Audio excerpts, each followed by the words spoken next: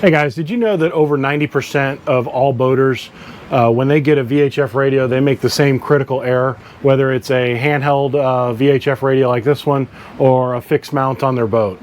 All right, so let's talk about it. When you're out on the water, you spend any amount of time out on the water, specifically in open water. If you're in the Great Lakes, you're offshore, you know, a mile offshore, you're in any type of ocean, you know it's critical to have a VHF radio either mounted on your boat or have a portable, if not both.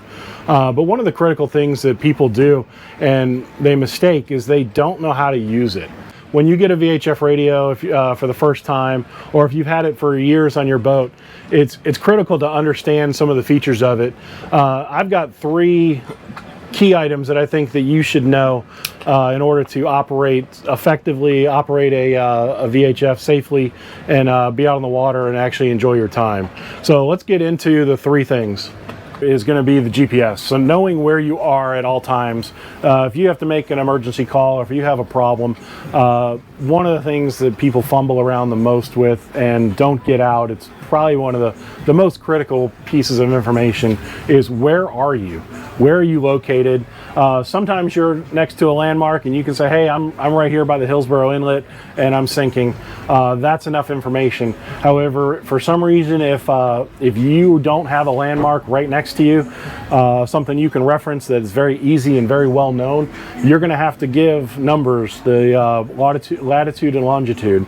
So a lot of VHF radios, and as you can see on this handheld, hopefully you can see that, but there is a GPS location on the handheld. So if I were to push the emergency button on that or contact anybody, I actually have the longitude and latitude marked on the screen.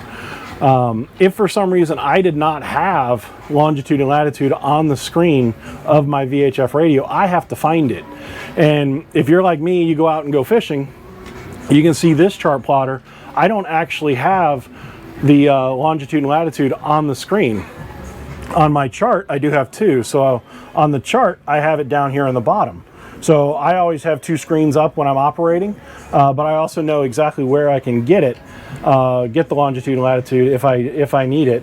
So that's one of the biggest tips I can give you, though, is if you go out on the water and you don't have longitude and latitude readily available, it's something you have to find. Make sure that you have it on a screen, or you know where the screen is.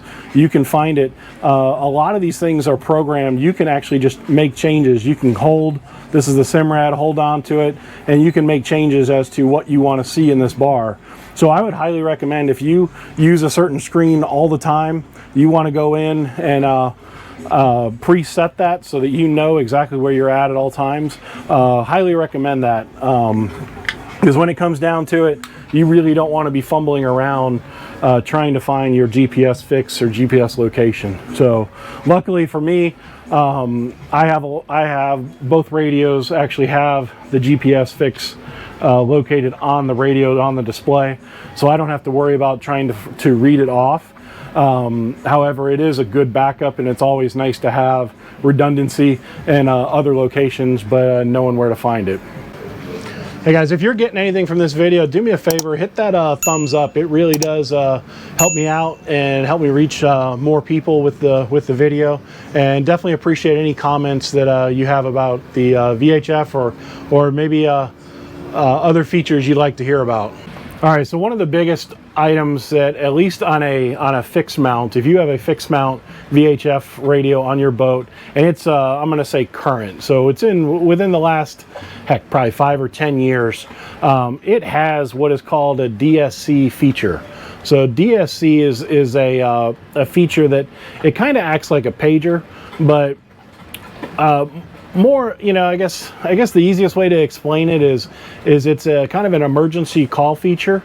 So if you push that button or you hold that button down for 5 seconds, I think most radios are 5 seconds, it will send out a transmission with your location if you have it connected correctly, but a MMSI number, which is a number that you pre-program into the radio. MMSI numbers can be acquired on the internet. I'm pretty sure you can pull them up on the CTO website, maybe Towboat US. You can also get one directly from the FCC. But you get that, it's free of charge. There's no cost as long as you're not traveling out of the country. But you get a MMSI number for your boat. You basically just give it all the information. How many people do you have on your boat at any time? You know, if you have a boat that has a capacity of 8, you just put 8 people. That way it gives the emergency responder something to plan for. If they know they're coming out there to pick up 8 people, or if they know they're coming out to pick up 1 or 2. But the DSC feature is one that is very critical, but it's also does a lot other features. It also works if you have a buddy or a friend boat that you commonly go out with.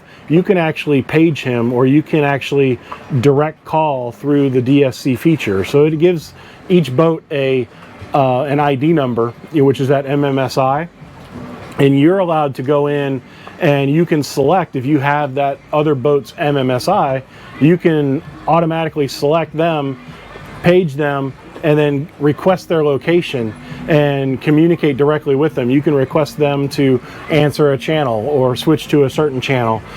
So it frees up the radio a little bit if you are familiar with that. One of the ways that I actually was able to learn about it is I actually got a portable VHF radio, which I highly recommend this one, which is the Standard Horizon, the HX870. I know this is an old model now, but it's definitely a great model.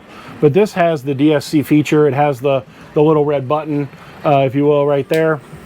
But this allowed me to program a MMSI number for this radio, and then I have a MMSI number for the boat, for the ones that are actually installed on the boat. So I was able to pull them up, and I can communicate and text back and forth, pinging and playing with the different features of the DCS. So when it comes down to an emergency, I know exactly where the information is, what I need to select, and who to contact and how to contact. So this is definitely, I'll say, a plus. If you can get a second radio, if you have availability to that, and I mean, honestly, I always recommend a backup radio, but if you can get a portable, get a separate MMSI number, and then you can practice and use those features back and forth. It's highly recommended. All right, and our third item today, click on the video on your screen to see what I messed up when I first bought the VHF radio and started operating down here in South Florida. Has some good information that I think you're going to enjoy.